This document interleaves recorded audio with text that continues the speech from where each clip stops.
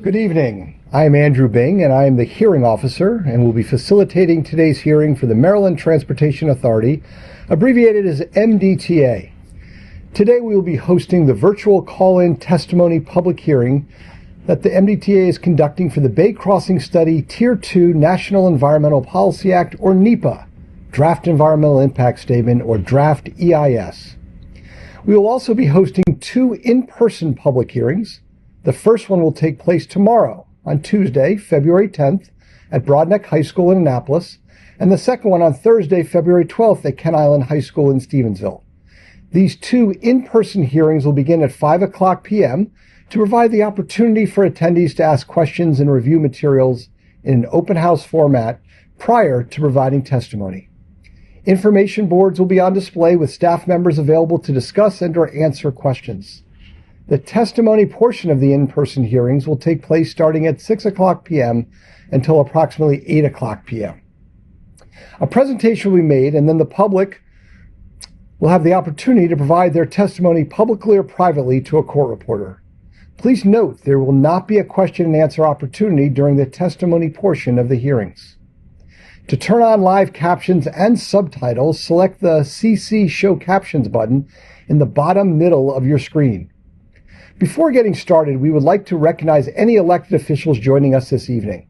If you are an elected official and plan to provide formal testimony, please raise your hand by clicking the Raise Your Hand feature, and please keep your hand raised until you are called on so we can ensure you are given the opportunity to speak first. Also, for attendees who are not elected officials but pre-registered to provide testimony, please go ahead and raise your hand by clicking the Raise Your Hand feature, and please keep your hand raised until you are called on.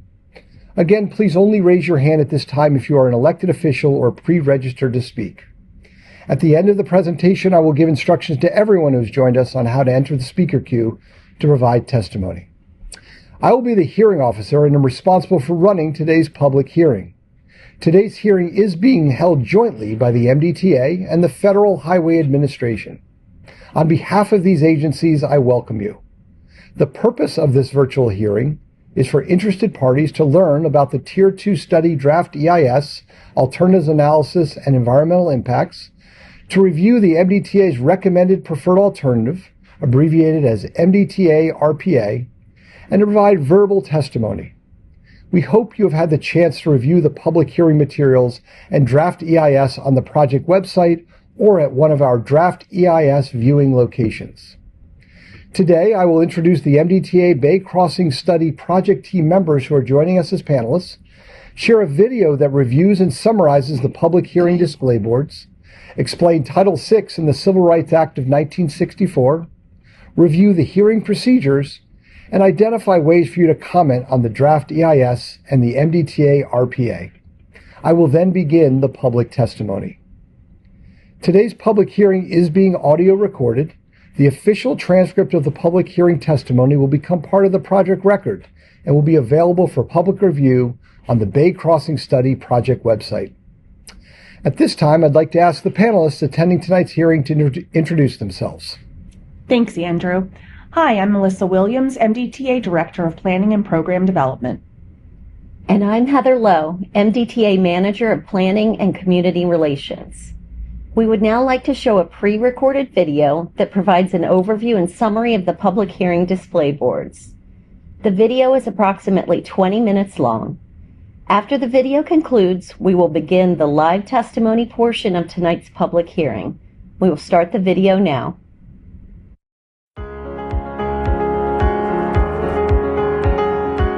Welcome to the Bay Crossing Study Tier 2 NEPA Virtual Public Hearing Display Boards presentation.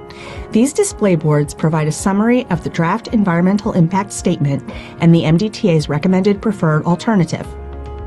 A new Bay Bridge is needed to address existing issues within the study limits. For example, the existing bridge does not have enough travel lanes, is a severe bottleneck, requires frequent two-way operations, has narrow lanes and no shoulders, has aging bridge spans, and limits the height of ships navigating to the Port of Baltimore.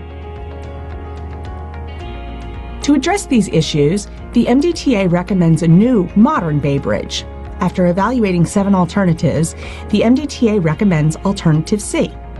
Alternative C, would replace the existing aging spans with 2 new 4-lane spans, adding the needed capacity and removing the bottleneck at the Bay Bridge. Have 4 lanes for travel in each direction, reducing the need for two-way operations and improving the reliability of crossing the bay. Increase the vertical navigational clearance to 230 feet to meet U.S. Coast Guard requirements and enhance port access. Provide full shoulders for maintenance and emergencies, have the least environmental impact and lowest cost, and eliminate the need for extensive maintenance and rehabilitation of the existing spans. Let's take a look at the Tier 2 study timeline. The Tier 2 study began in 2022. The MDTA has held 3 public open houses and is currently holding public hearings for the draft EIS. The public hearings are a major study milestone and provide the public with a chance to comment on the alternatives, environmental impacts, and the MDTA RPA. Looking ahead, the combined final EIS and record of decision is anticipated in November 2026, followed by design and construction. The purpose of the Tier 2 study is to address existing and future transportation capacity needs and access across the Chesapeake Bay and at the Chesapeake Bay Bridge approaches along the US 5301 corridor. Study needs include adequate capacity and reliable travel times, mobility, roadway deficiencies, existing and future maintenance needs of the existing spans, and navigation.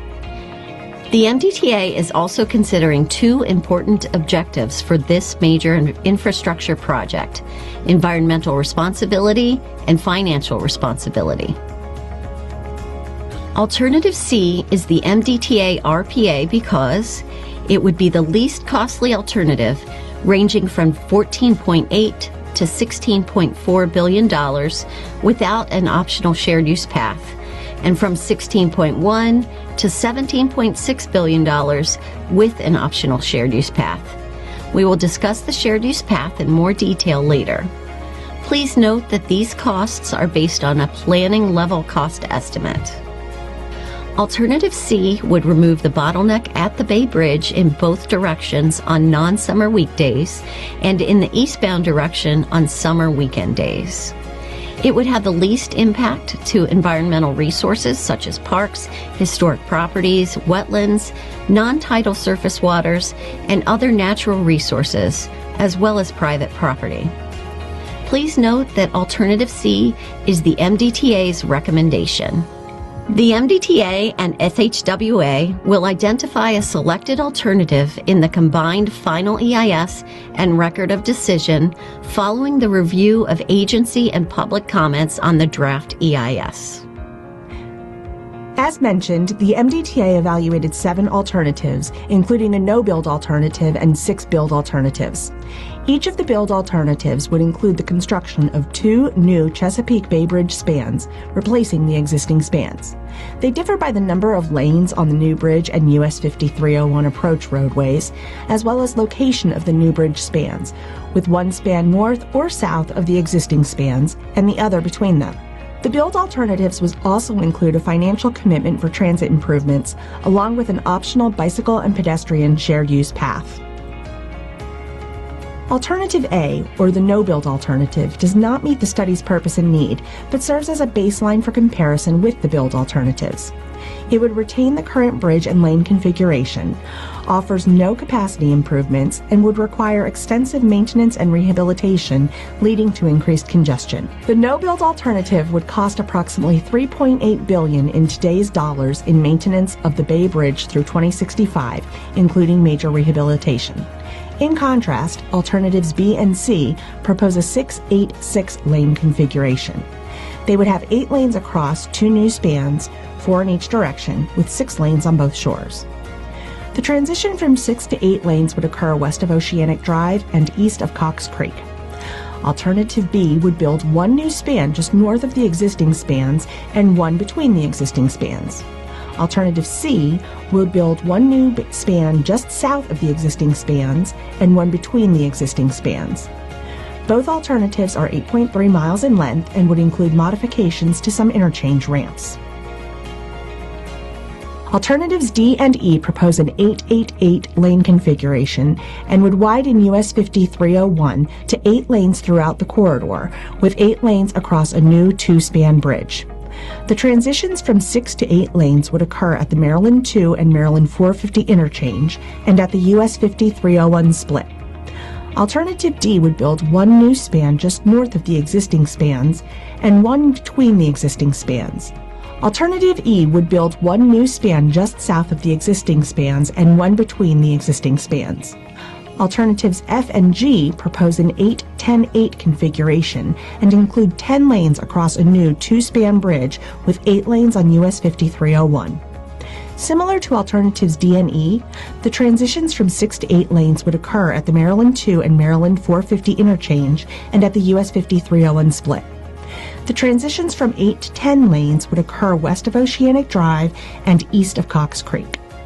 Alternative F would build 1 new span just north of the existing spans and 1 between the existing spans. Alternative G would build 1 new span just south of the existing spans and 1 between the existing spans. Alternatives D, E, F, and G are 20.4 miles long and would include modifications to all interchange ramps between Maryland 2, Maryland 450, and the US 5301 split, and require widening of the Kent Narrows Bridge. A shared use path on a new bridge is an option with every build alternative. If included, the shared use path would be a 2-way pedestrian and bicycle facility separated from the travel lanes and shoulders by a physical barrier. It would also include a fall protection system. Following publication of the combined final EIS and record of decision, the MDTA will further evaluate whether to include the shared use path based on financial and other considerations. Construction of Alternative C, the MDTA RPA, would be phased to keep traffic flowing and ensure a safe transition to the new Bay Bridge spans. The following is a potential construction sequencing option. Shown are the existing eastbound and westbound Chesapeake Bay Bridge spans. First, a new eastbound span would be built south of the existing bridges and open to traffic. The existing eastbound span would then be removed. Next, a new westbound span would be built between the new eastbound span and the existing westbound span. Finally, the existing westbound span would be removed. Shown are the completed new eastbound and westbound Chesapeake Bay Bridge spans. These renderings present examples of what a potential suspension or cable-stayed bridge could look like from the Sandy Point State Park beach. To meet navigational clearance requirements, the new bridge deck and towers would be higher than the existing spans. The new towers could be 400 to 570 feet high, as compared to the existing 354-foot eastbound and 379-foot westbound towers. Please note that these concepts are for planning purposes only and are subject to change during final design. Under the no-build alternative, traffic volumes are expected to increase 31% on non-summer weekdays and 25% on summer weekend days, reflecting annual growth rates typical for the region. Under the build alternatives, traffic volumes are expected to be slightly greater than under the no-build alternative. All build alternatives would limit the need for 2-way operations, thus improving reliability for traffic crossing the bay. This figure shows the existing and 2045 no-build non-summer weekday traffic bottleneck areas and approximate maximum queue lengths. When traveling westbound, both the Bay Bridge and Baydale Drive would become bottlenecks if a new bridge is not built, leading to longer traffic queues. When traveling eastbound, the existing bottleneck at the Bay Bridge would become more pronounced, and the Maryland 2, Maryland 450 interchange would become a new bottleneck if a new bridge is not built. Here you can see the existing and 2045 no-build summer weekend traffic bottleneck areas and approximate maximum queue lengths. Without a new bridge, summer weekend bottlenecks at the Bay Bridge would become more pronounced. When traveling westbound, queues would extend past the US 5301 split. Because traffic is constrained by the bridge, no queuing is expected further west at Baydale Drive or at the Maryland 2 and Maryland 450 interchange. When traveling eastbound, bottlenecks at the bridge and the Maryland 2 and Maryland 450 interchange would also become more pronounced, resulting in queues beyond the interchange. Because traffic is constrained by the bridge, no queuing is expected further east at the US 50-301 split. This figure shows non-summer weekday traffic bottleneck areas and approximate maximum queue lengths for the build alternatives in design year 2045. All build alternatives would remove the bottleneck at the Bay Bridge in both directions, allowing traffic to flow freely across the bridge. When traveling westbound past the bridge, alternatives B and C would see queuing at Baydale Drive, while alternatives D through G shift the bottleneck to the Maryland 2 and Maryland 450 interchange. When traveling eastbound under all the build alternatives, the Maryland 2 and Maryland 450 interchange would be a bottleneck. There would be no queuing at the US 50-301 split. Shown here are the summer weekend traffic bottleneck areas and approximate maximum queue lengths for the build alternatives in design year 2045. All of the build alternatives would result in bottlenecks on both shores when traveling in either direction on a summer weekend. When traveling westbound, a bottleneck would exist at Baydale Drive with alternatives B and C, while alternatives D through G shift that bottleneck to the Maryland 2 and Maryland 450 interchange. These bottlenecks would lead to queuing extending beyond the Bay Bridge for all alternatives and beyond the US 50-301 split for alternatives B through E. When traveling eastbound, only alternatives D and E would lead to a bottleneck at the Bay Bridge, while the existing bottleneck at the Maryland 2 and Maryland 450 interchange would continue for all build alternatives. The US 50-301 split under all build alternatives would be a new bottleneck, with queues extending to the Bay Bridge under alternatives D through G. More detail on the traffic analysis is presented on the boards posted to the website. We are holding the public hearings and sharing this information so that you are informed and can provide your comments on the study's draft EIS.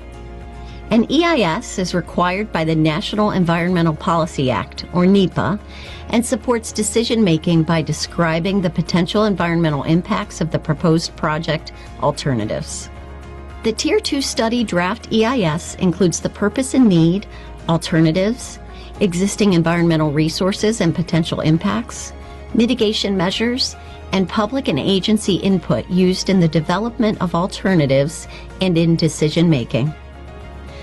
The draft EIS was published in the Federal Register on January 23, 2026, and is available for public review. Comments on the draft EIS will be accepted until March 9, 2026. All comments received on or before this date will be considered in the development of the combined final EIS and record of decision, which is anticipated in November 2026. The draft EIS analyzed potential impacts from the build alternatives to various resources. These include natural, cultural, and socioeconomic resources, public parks and historic sites, air quality, potential noise-sensitive areas, and hazardous materials. This slide shows the estimated environmental impacts of the alternatives. The impacts highlighted in green represent the lowest impact per category by alternative, excluding the no-build alternative, which would not have any impacts related to build alternative activities. As you can see, Alternative C has the least impact to natural, community, and historic resources. Alternative C is also the least expensive, with an estimated cost of $14.8 to $16.4 billion. This cost does not include the optional shared use path, which will be discussed on the next slide. As mentioned earlier, please note that these costs are based on a planning level cost estimate. Since the shared use path is being advanced independently as an option to the build alternatives, its potential impacts are quantified separately from build alternative impacts. As you can see, the impacts for the optional shared use path are generally consistent for all build alternatives. The shared use path cost is also generally the same for all build alternatives, with the cost ranging from $1.2 to $1.3 billion. These costs are also based on a planning level cost estimate. Section 106 of the National Historic Preservation Act requires projects receiving federal funding or federal approvals to consider impacts on historic properties. The MDTA initiated consultation with the Maryland Historical Trust, the State Historic Preservation Officer, federally recognized tribes, local governments, and other interested stakeholders. The MDTA is additionally preparing a programmatic agreement outlining mitigation strategies, protocols for additional archaeological surveys, and procedures for continued consultation during final design. Section 4F of the U.S. Department of Transportation Act of 1966 is a federal law that provides protections to parks, recreation areas, wildlife refuges, and historic sites. Alternative C would have the least impact to parks and historic sites. The Chesapeake Bay rivers, streams, and wetlands are protected under the Federal Clean Water Act and various Maryland laws and regulations. Impacts to waterways and wetlands from the build alternatives would be associated with roadway grading, pavement, new structures including bridge piers, and in-water dredging. Alternative C would have the least impact to these resources. The build alternatives could impact species protected by the Federal Endangered Species Act, the Magnuson-Stevens Act, and the Marine Mammal Protection Act. Potential impacts could include interaction with construction equipment, tree clearing, and in-water construction activities such as dredging and pile driving. Based on the preliminary assessment, Alternative C is not likely to adversely affect listed or proposed bat species and is likely to adversely affect listed sturgeon and sea turtle species. Right-of-way acquisition would be required for all the build alternatives. All impacted property owners would be fairly compensated in compliance with the Uniform Relocation Assistance and Real Property Acquisition Policies Act. The economic analysis showed that construction of the MDTA RPA could generate up to $23 billion in economic activity, support up to 75,600 jobs, create up to $6 billion in labor income, and increase regional GDP by up to $12.9 billion. A proposed 230-foot high bridge, which matches the proposed new clearance of the Francis Scott Key Bridge, would accommodate larger ships, increasing cargo capacity, revenue, port activity, jobs, and business growth, helping the Port of Baltimore and the state of Maryland increase its current and future economic activities. After the draft EIS comment period, the MDTA and FHWA will review all comments received and prepare a combined final EIS and record of decision in November 2026, which will present the selected alternative. Final design procurement activities could begin as early as the fall of 2026, with design potentially starting in spring 2028 and construction potentially starting in summer 2032.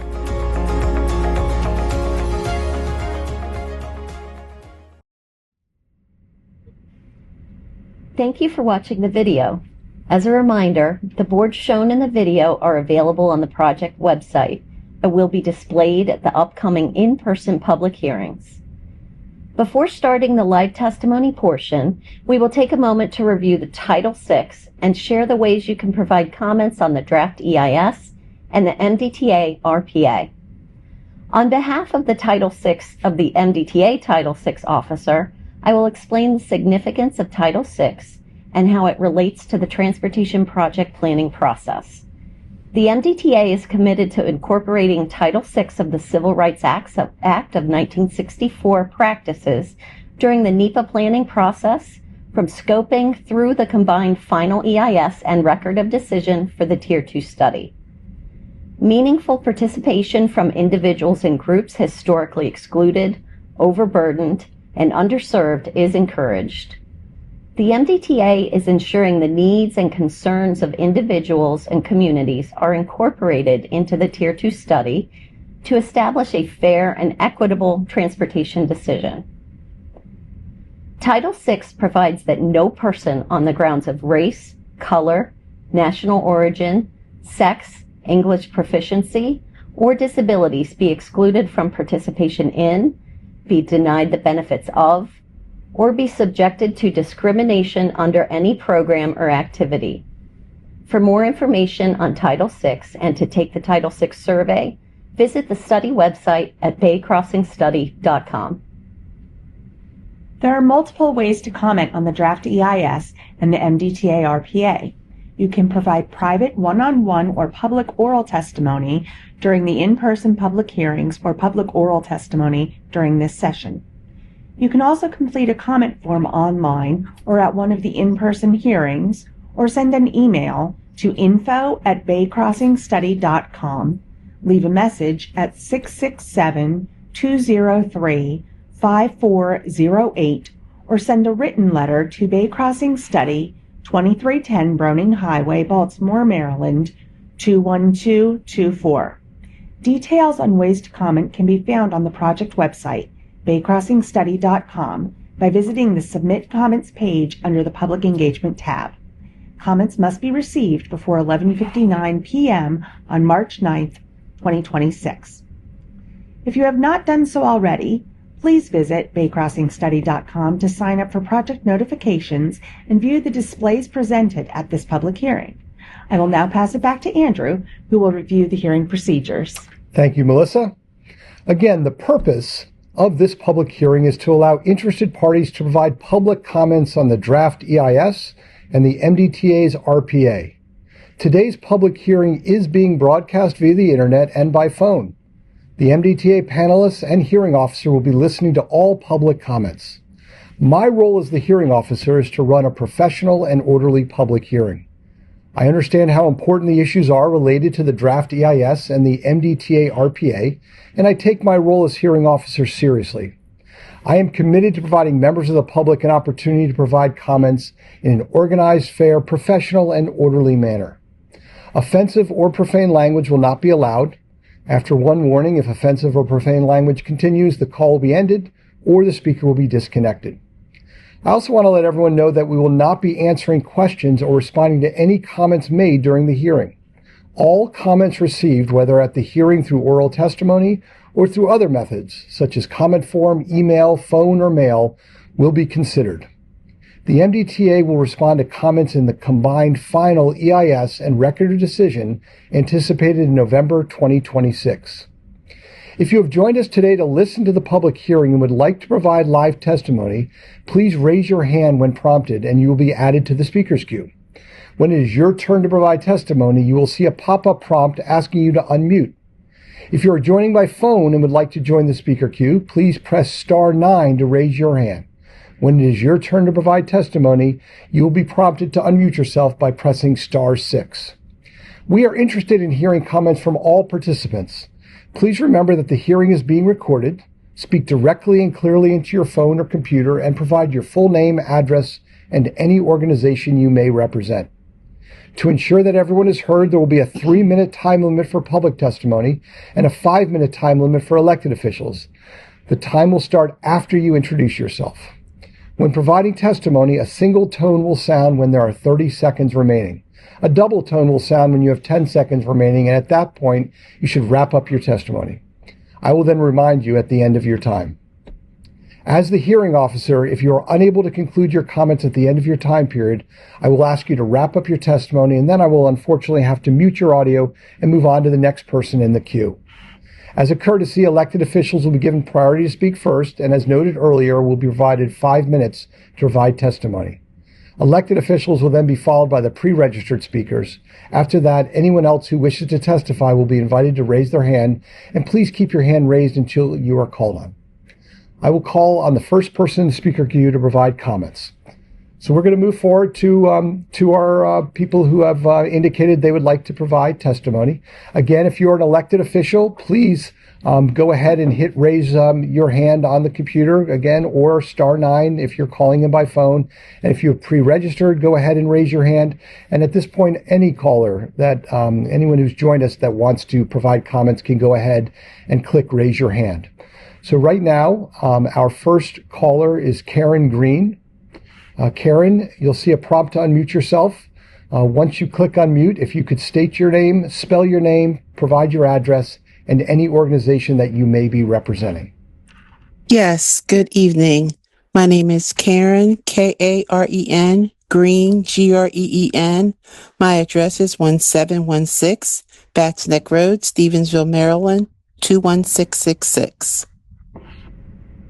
And one of the things that I am concerned about is is there any way to make sure that there is an emergency lane marked in eastbound and westbound directions that no other vehicles would be able to drive in that lane to allow for emergency vehicles to go to and from the eastern and western shores safely, because in backups, we tend to have that issue of emergency vehicles having difficulties getting by. Okay, great. Do you have anything else you want to share? No, just thank you, and just my prayers to all who are involved in this, and I hope very soon we can have another safe and sound bridge to get to and from. I had relatives who worked on the bridge, a grandfather who actually helped build the old bridge, and so it's run its course and it's time for new, but I just hope no politics gets involved, and that it's everything is done for the safety of everyone coming and going to and from the eastern and western shore. Okay, great. Well, thank you for your comments. And again, just as a reminder, all comments, any questions that are posed, they will be responded to in the final EIS that will be released towards the end of the year in November of 2026.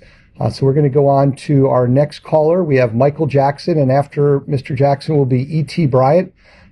Michael Jackson, if you could unmute yourself, and then when you come on, if you could state your name, spell your name, provide your address, and any organization that you may be representing.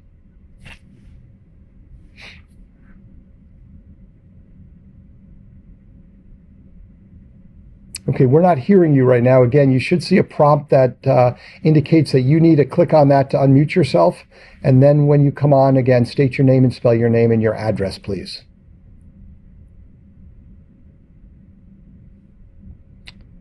Okay, so we're not hearing you, so stay. We'll come back to you in a second. We're going to go to our next caller, E.T. Bryant.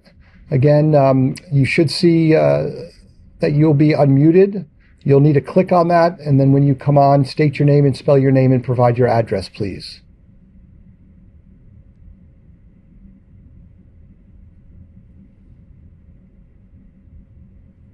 Okay, I'm not hearing anything if they're coming on, but I don't think they are. So, okay, E.T. Bryant, again, I'm going to give you one more chance here. If you could, you should see a prompt to unmute yourself. Okay, it looks like you are unmuted, but we're not hearing you. Okay. So again, we have, we'll go back to Mr. Jackson and try him. Those are the only two people that we have right now that have indicated they want to provide testimony. So I'm showing we have close to 200 people that are joining us. So if you are uncertain as to whether you want to provide any comments, now is certainly that opportunity. All you have to do, if you're joining us by Zoom, is raise your hand, click that icon, raise your hand. And if you're joining us by phone, click *9. That will let us know that you would like to provide comments. I do see we have someone else, Penny Troutner. Penny, if you could unmute yourself, and then when you come on, state your name and spell your name and provide your address, please. Hello? Can you hear me? Yep. All right. I can hear you, Penny. Troutner, Penny Troutner. I live in Baltimore City, 33021 Weaver Avenue, Baltimore. I'm just calling. I'm so happy to see our tax money going to something so useful as improving infrastructure for the sake of the commuters and the most important, the Port of Baltimore. Also, I want to just mention that as a cyclist, I just am especially interested and excited about the shared use path. I think it's rather prejudicial to expect everyone to drive across the bridge. And actually, I don't have a car. So my thought when it's done would be to grab some friends, get them to go down there. And as a group, we could visit Whitehall, all the history there, bike across to Stevensville, all the history there, the Kent Narrows, look at the environment down there, get to know people, bike back across to Whitehall, and spend money there, visit, get to know everybody, not cause backups on the bridge because we would be using our bikes. I just think it would be a great attraction for people. And I also think now that I'm older, I'm going to be pushing 70 soon, getting out and biking has been an amazing way for me to stay healthy. And I'm thinking of the people on either side of the bridge and how great it would be for them to visit people to the other side and come back again and improve their health and help them when they get to their 60s. Anyway, thank you very much for this opportunity. Thank you for this upcoming bridge improvement, new bridge, and good luck. Thank you very much. We do have some additional people that are signing up to provide testimony, and I will get to them. I do want to just recognize Mr. Solar, who pre-registered. Again, if you would like to provide testimony, just raise your hand and let us know that. But we're going to go next to Nancy Aiken, and then to Elvia Thompson, and then to Mary Helen Rissler. So first, though, we're going to come to Nancy Aiken. You should see a prompt to unmute yourself. Just click on that, and then when you come on, please state your name, spell your name, and provide your address. Good evening. My name is Nancy Aiken, NANCYAIKEN. My address is 12 Cross Creek Court, Phoenix, Maryland, 21131. Thank you. Thanks for this opportunity. I really did come on because I wanted to sort of echo what the previous individual said about the bike lane, the shared path. I travel across this country and around the world to do some biking, and I think it would be great. I think people would come here for that. I think it would just be an awesome opportunity if you could include that. I know $1 billion sounds like a lot of money, but I think it would bring some economic revenue to our area, and I just think it's the right thing to do. We have to be forward thinking about this. We only get to do these bridges every once a century probably. So I think that it will be beneficial to the area. And so that's, the message I wanted to share. But it also comes to mind as a mental health professional that I hope that there will be something included for anybody who is using this very tall bridge to cause harm to themselves. So I hope that that is in the plan. I know that other tall bridges around our country and around the world have that. So I'm hoping that that is also a part of what we do when the bridge is completed. So that's it. And thank you so much for this opportunity and for all your hard work. Okay, well, thank you. So we are going to next go to Elvia Thompson and then Mary Helen Rissler, and then I'm going to come back to E.T. Bryant and Michael Jackson. So, but next up is Elvia Thompson. Please unmute yourself.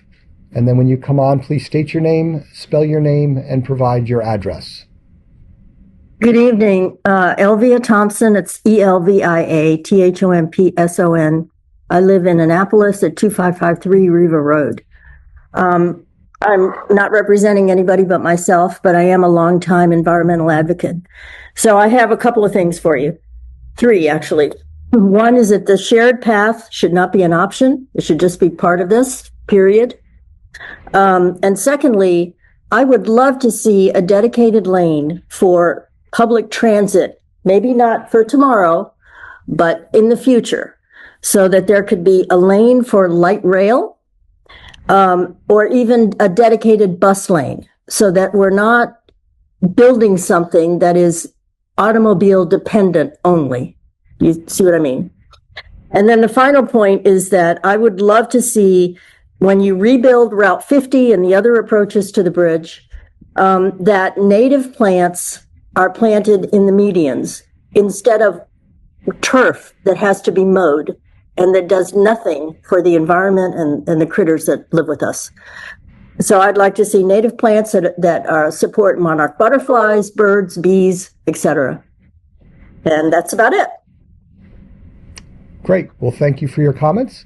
And next we're going to go to Mary Helen Rissler. Please unmute yourself when prompted and then state your name, spell your name, provide your address, and if you are representing an organization, please let us know that. Yes, hello. My name is Mary Helen Risler. It's Mary hyphen capital HELEN RIS as in Sam LER. I'm at 907 Chesapeake Drive, Stevensville, Maryland. I also want to just put in support for this shared use path. I think, as the previous caller said, it would sort of attract interest, and it would also be very good for people who already live here. On the Western Shore, they've just extended the bike and shared use path. I think it probably already goes almost to Sandy Point, and there's the Cross Island Trail over here on the Eastern Shore. And so the connection between those two would be wonderful. And I live really close to the bridge, and so if there had been a shared use path on this existing bridge, I'm sure a lot of people like myself would go on it because, you know, it would be just a magnificent view. So again, I guess I'm just indicating my support. As the previous caller said, you know, $1 billion or so seems like a lot of money, but I think it would be money well spent. Thanks. Okay, thank you for your comments. We're going to go back to E.T. Bryant, and hopefully we can get that worked out. So again, please unmute yourself, and then when you come on, please state your name, spell your name, provide your address, and any organization that you may be representing. Yes, this is E.T. Bryant. Hopefully you're hearing me now. We are, yes. Okay, it's Eddie Bryant is my name. It's EDDIE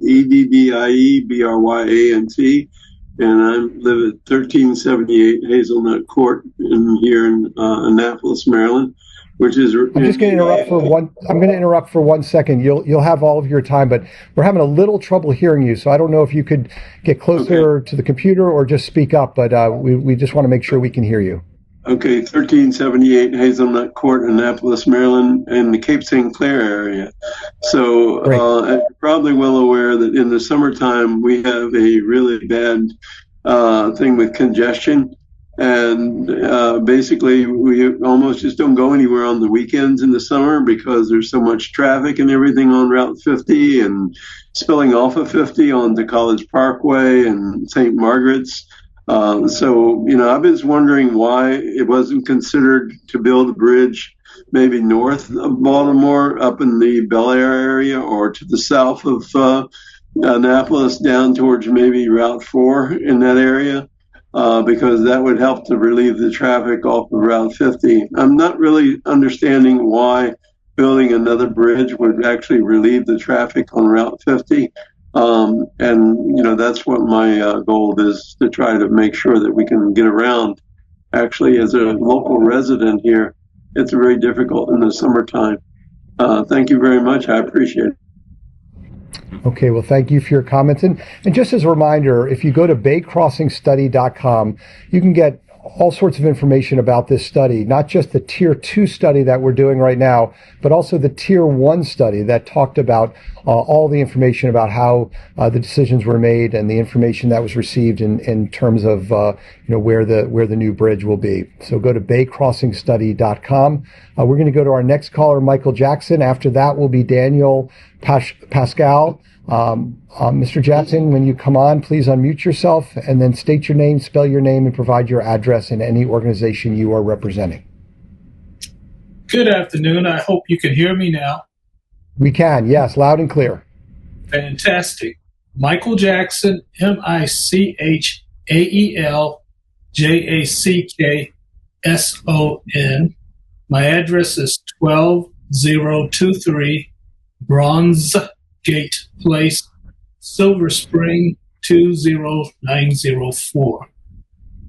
I'm just representing myself, but I am the former director of bicycle and pedestrian access with the Maryland Department of Transportation, and I'm here to talk about the proposed shared use path.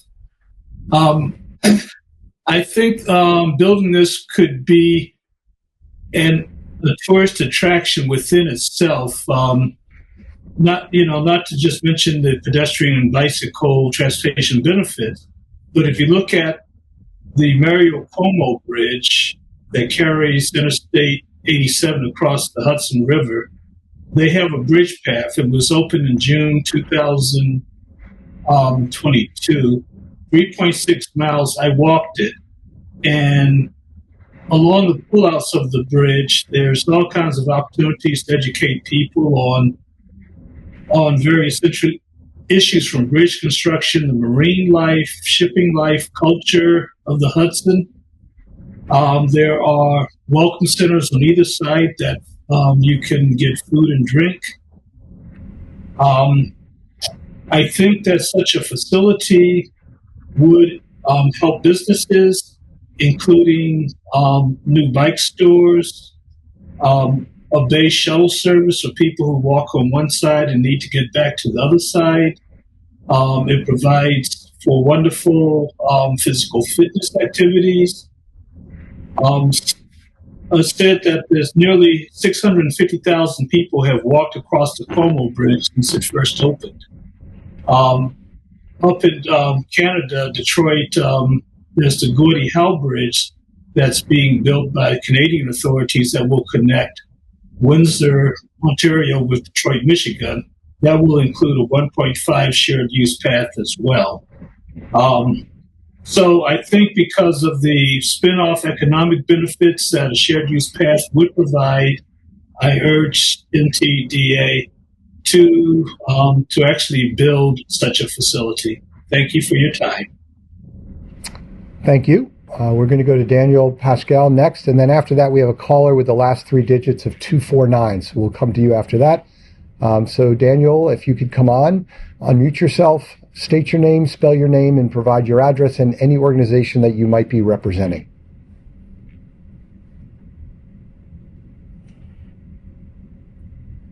Hello, can you hear me? Yes, we can hear you. Hi, my name's Daniel Pascal. That's Daniel. Pascal is Paschall. I live in Philadelphia, Pennsylvania. My address is 2611 West Seibert Street, Seybert Street, Philadelphia, Pennsylvania, 19121. Calling in from so far away because this is a regional and national important structure that's being planned, and I work on behalf of the East Coast Greenway Alliance. So that is a trail in development from Maine to Florida, connecting major cities and towns up and down the coast. And this would be a tremendous asset and alternative route for the East Coast Greenway on the Eastern Shore to connect from Cecil County in Maryland, as well as all parts to the north through Philly, New York, Boston, up to Canada, coming down in a beautiful scenic way to see the Eastern Shore, go across the bay, go over to Annapolis on the way to both Baltimore and DC, and then on south all the way through to Key West, Florida. And this is a major trail connection that was recognized recently in both the Bikeable Baltimore Region plan that had a robust public engagement for all of Baltimore region as a major gap missing in the region's trail network. It was also part of the Maryland Department of Transportation statewide trails plan update, the first one since 2009. And of the five projects that are planned in that statewide transportation plan, this is one of those as a major statewide or regionally significant project. That's because it's cross-jurisdictional. It overcomes a large barrier. You can use it with public right-of-way, which is not always the case in trail development, and it would become a Maryland destination trail.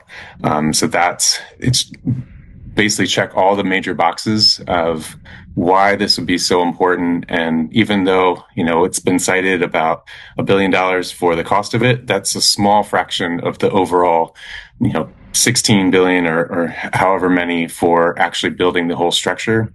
If you consider how many people sign up every year for the Bay Crossing, 10K. I think it's something like 17,000 people come out just to run across this structure. That's just the demand for the bridge itself, just to see what it's like to be out on the water. That's not even counting the demand for going to the beach or going to Annapolis or going to destinations. So there's so much pent up demand that you can't see without having that structure there and being accessible. And that's also people signing up and paying money to do this. So just wanted to say that this is an incredible asset in the making, and please require the design to have a shared use path. Thank you. Okay, thank you. We're going to go to a caller with the last three digits of 249. So you'll need to hit *6 to unmute yourself, and then when you come on, again, state your name and spell your name and provide your address and any organization you may be representing.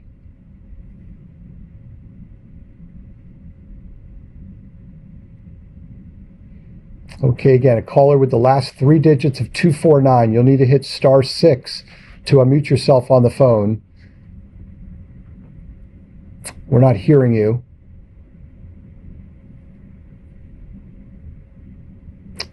Okay, we'll try to get that sorted through. A couple reminders. We do still have a lot of people who have joined to listen in to both the video that Melissa and Heather went through in terms of all the slides. But if you do want to provide actual comments, you just need to raise your hand. Click the raise the hand icon or hit *9 on your phone. That will indicate to us that you would like to make comments. A couple other just quick reminders that we will have an in-person public hearing tomorrow at Broadneck High School in Annapolis.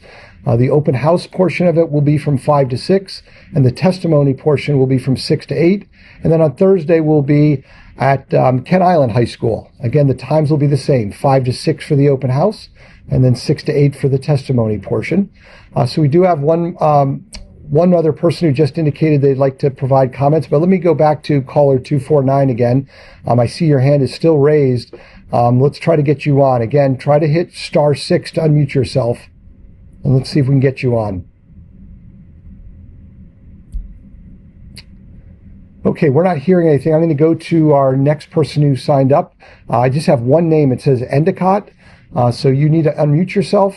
And then state your name, spell your name, and provide your address and any organization you may be representing. Endicott Parks, ENDICOTT Address 1864 North Streamline Drive, Virginia Beach, Virginia. Good evening, and thank you for taking the opportunity to provide some comments. My name is Endicott Parks. I work in ecological restoration and environmental project planning. My comments come from a technical perspective focused on protecting the natural systems while advancing this necessary infrastructure. First, I want to acknowledge the scale and importance of this project. I know infrastructure of this magnitude will inevitably interact with sensitive coastal and bay resources, and I encourage the study team to continue emphasizing avoidance and thoughtful design so that the environmental protection is built into the project framework rather than treated as an afterthought. Water quality during construction is an area that deserves particular attention. The bay is already under nutrient sediment pressure, and its large-scale construction activities can create impacts in the immediate footprint. I encourage the project team to clearly outline construction phase protections, monitor expectations, and adaptive management strategies that allow for rapid response to these field conditions when they occur. Last thing I want to add is the landscape restoration. I know someone already mentioned this, but strongly recommend prioritizing those native plant communities and pollinator-friendly vegetation, improving the long-term slope stability, reducing maintenance, and supporting that local wildlife, as well as those critical pollinator populations that are essential to regional ecosystem health. Finally, just want to continue the request for transparency and around the cumulative impacts and mitigation strategy developed where impacts cannot be avoided, identifying those high quality restoration opportunities within the broader watershed, just strengthening the environmental outcomes and the public confidence throughout the process. Thank you for taking the time, and thanks. Bye.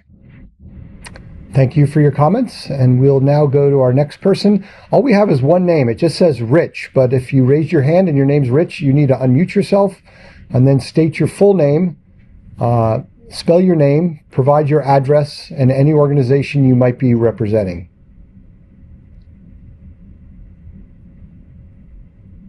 Okay. We're not hearing you. I'm not sure if your hand is still raised. It looks like maybe you've lowered it.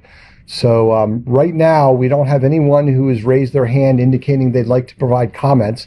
One other quick reminder, there's multiple ways that you can provide comments. Obviously, we're going to be here for the next hour. So if you do want to provide verbal comments during this public hearing, you need to raise your hand either by clicking the icon on Zoom or by hitting *9 if you're joining us by phone. But there are multiple ways that you can provide comments. You can go online to baycrossingstudy.com and send us an email. You can provide a phone call and leave a voicemail. You can send in a handwritten note. All those methods are indicated on the website, baycrossingstudy.com. So right now, we're not seeing any additional hands that have been raised. This hearing will continue until 8 o'clock p.m. Right now, it is 6:55 p.m. So what we're going to do is we're going to take a recess. We're going to take a 10-minute recess. So we'll come back at 7:05. If someone raises their hand in the interim, we will come right back. We will come back right away once they raise their hand. But if no one has raised their hand, we'll come back at 7:05 and I'll provide a brief update. So again, it's 6:55 p.m. and we will be in recess.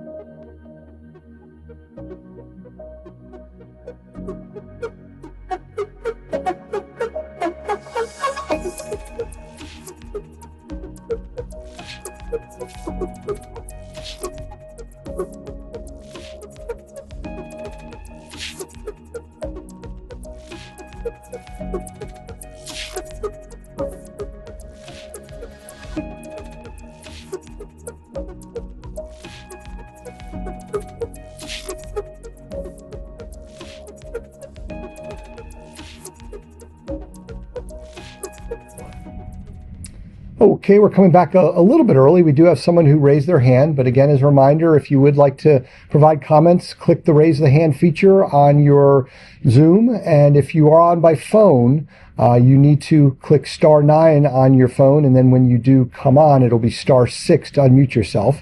But we're going to come back to our person who raised their hand, John Matthews.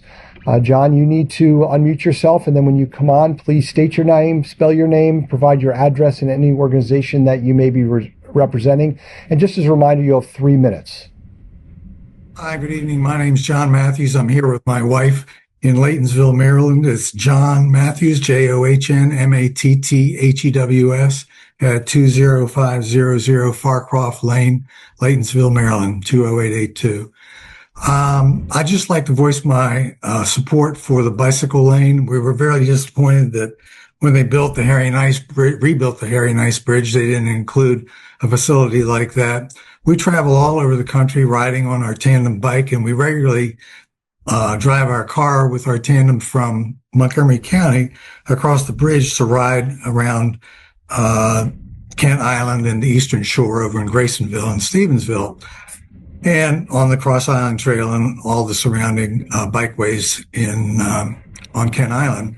And so it's one of our favorite things to do, but we don't do it frequently simply because we have to cross the bridge and we don't want to deal with the traffic, which I guess will be resolved when we have the new bridge. But nonetheless, I'd like to say that, we go on these adventures on a regular basis. We're 74 and 75 years old, and I'd like to be the first person to ride across the bridge on my bicycle with my wife, as we were when they opened the Indian River Inlet Bridge in Delaware, which is another place where we typically go to ride. We usually take fairly long rides, as you can probably tell, and I'm looking forward to being able to do that when we're in our mid-80s. So I just wanted to voice our support and say, keep up the good work. Thank you. Okay, thank you. Thank you for your comment. Again, right now, we don't have anyone else who has indicated they would like to make a comment. I'll just make a few reminders, maybe give a little time for someone to think about it and click raise your hand or press *9. We do have 2 in-person public hearings coming up. One is tomorrow. That will be at Broadneck High School in Annapolis, the open house portion, which is where you can review maps, display boards, talk with project staff. That will take place from 5 to 6. From 6 to 8, or starting at 6, will be the public hearing, the in-person public hearing portion. We'll do that again, this time on the other side of the bridge. We will be at Kent Island High School on Thursday. Same format. 5 to 6 will be an open house. 6 to 8 will be the testimony session. So that is an opportunity that you can still take advantage of to come in person and provide testimony and learn more about the study. Also, you can go on to baycrossingstudy.com to get all the information.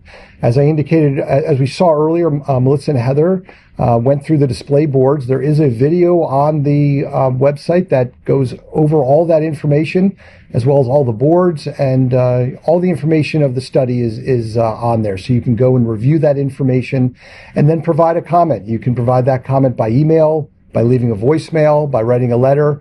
All the different methods to submit a comment are listed on the website. So I don't see any additional hands that have indicated they would like to provide testimony. It's 7:08 right now. We'll come back on at 7:20. Okay, so we'll go a little bit more than 10 minutes. We'll go about 11 minutes. But if someone does come on that wants to provide testimony, we will come right back and do that. But if not, right now it is 7:09 p.m. We'll come back at 7:20 and provide an update. So we are in recess.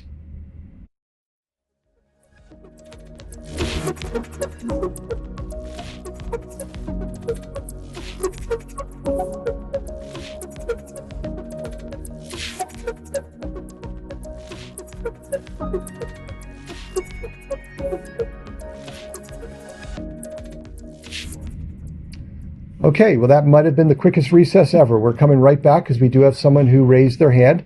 It is still 7:09 p.m. And phone number ending with 249 raised their hand. Hopefully we can get you on here. So again, you'll need to press *6 to unmute yourself. And then when you come on, state your name, spell your name, provide your address and any organization that you may be representing.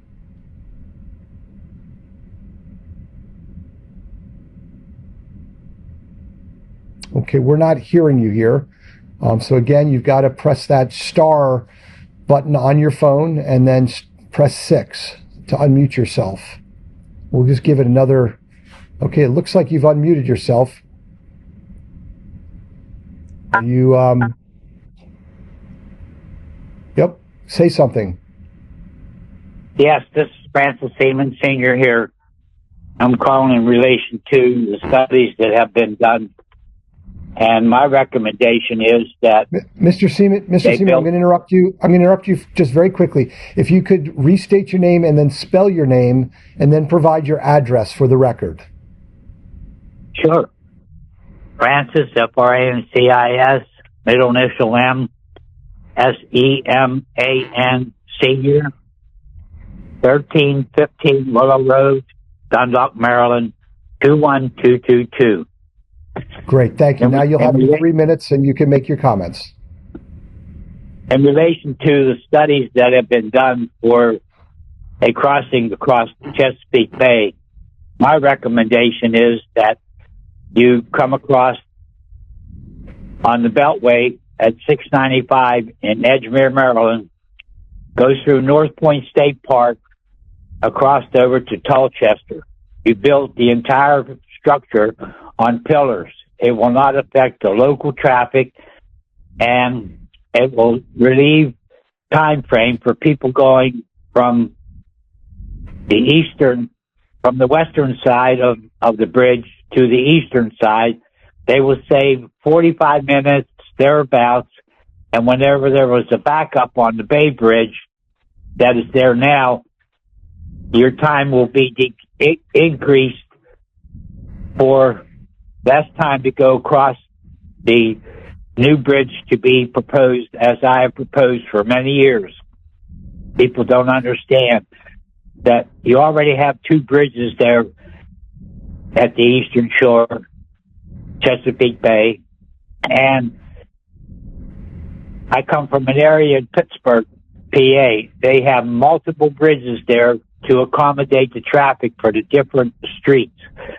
We need to put another bridge here and stop worrying about raising the bridges to accommodate the tankers, the new supercargo tankers or whatever. We will never reach the money that they're going to spend to raise them bridges. And how many of those ships come up to harbor? Once a month? Is one going to come up? We still need to have things to be in order. And if they would raise the speed limit on the Chesapeake Bay Bridge now to 55 instead of 40, the traffic would move much faster across the bridge and not be slowed down because of the restriction on the bridge. I believe the bridge was designed for 55 miles an hour to go. And the side street on 50, there are a lot of cheaters going down and getting in front of the line of people already in line. And we need to put gates on those side streets. A few years back, I had the different people, the authorities, to stop the traffic on the weekends. When there's accidents during the week, you have lots of cheaters going down and bypassing the people in line. And we need to put gates up for the restriction only for emergency vehicles at all times, so we don't have no cheaters anytime there's a backup. Mr. Seaman, I need you to wrap up your comments. How many? Okay, your time is up, so I'm going to end your call. It sounds like you finished your comments, so thank you for that. Right now, it is 7:13. I don't see any other hands that have been raised. It looked like one hand did raise and then it was lowered. But again, we have roughly 45 minutes, so if you're thinking about what you might want to comment on, you do have some time to think about that and then raise your hand and I'll come to you and you can make those comments. But right now it is 7:13. We're going to go into recess. I will come back in approximately 10 minutes, right around 7:23. And again, if anyone does raise their hand, we will come back right away in order to hear what they have to say. So we are in recess.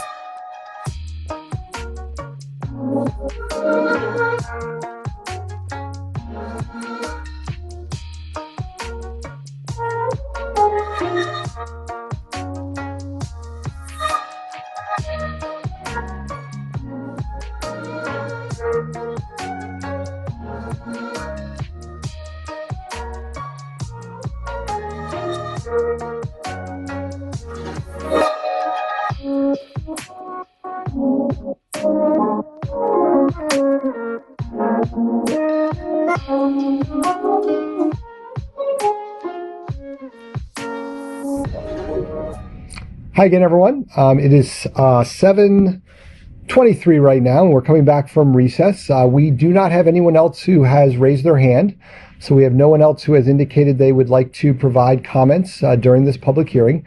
So we are going to remain in recess. We are going to be here until 8 o'clock, and at any point that someone raises their hand, we will immediately come back and take that person's testimony.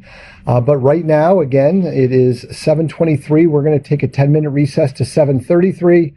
But again, if we do see someone raise their hand, we'll come back before then and take that comment. So right now, we are back in recess.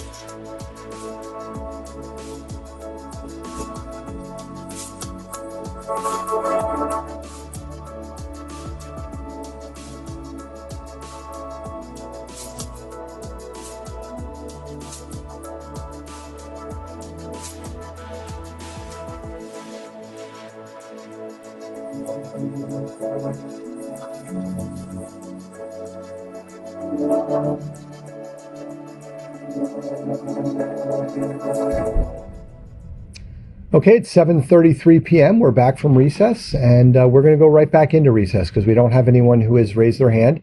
We still have 50, 60 people still tuning in, and so if anyone does decide that they would like to make a comment, please feel free to raise your hand. Again, you click the raise the hand feature on Zoom if you're joining us virtually, and if you're on by phone, you press star 9 on your phone.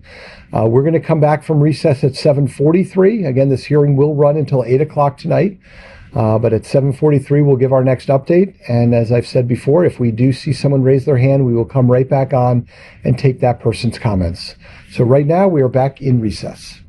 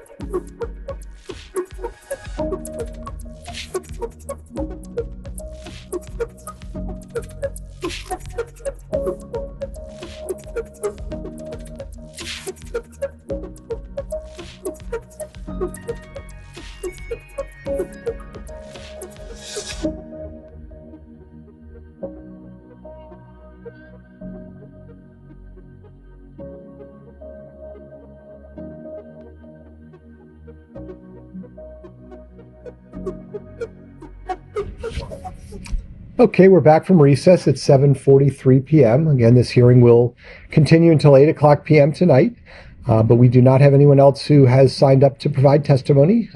So again, if you would like to, you just need to raise your hand, *9 on the phone, and click the raise the hand icon on Zoom.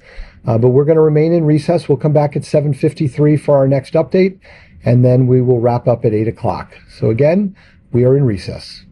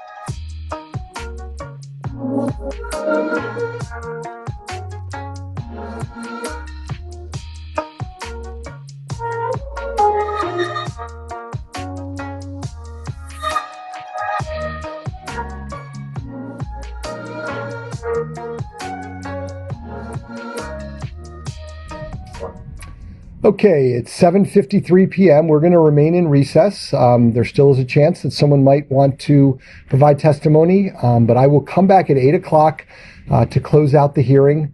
Again, if someone does raise their hand between now and then, we will come right back on to take that person's comments.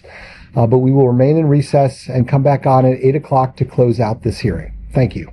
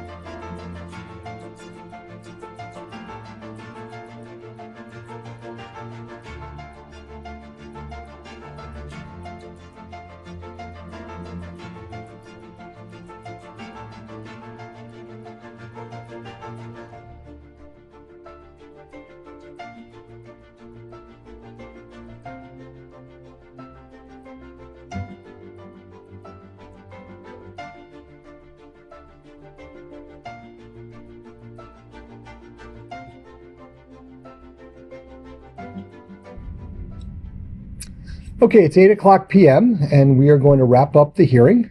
This concludes the live testimony session. As a reminder, in-person testimony sessions are taking place tomorrow on Tuesday, February 10th at Broadneck High School in Annapolis from 5 to 8 p.m. and on Thursday, February 12th at Kent Island High School in Stevensville from 5 to 8 p.m. As a reminder, the public comment period will remain open until March 9th, 2026. Please visit baycrossingstudy.com to submit your comments. Thank you, and we look forward to hearing from you regarding the Chesapeake Bay Crossing Study Tier 2 NEPA.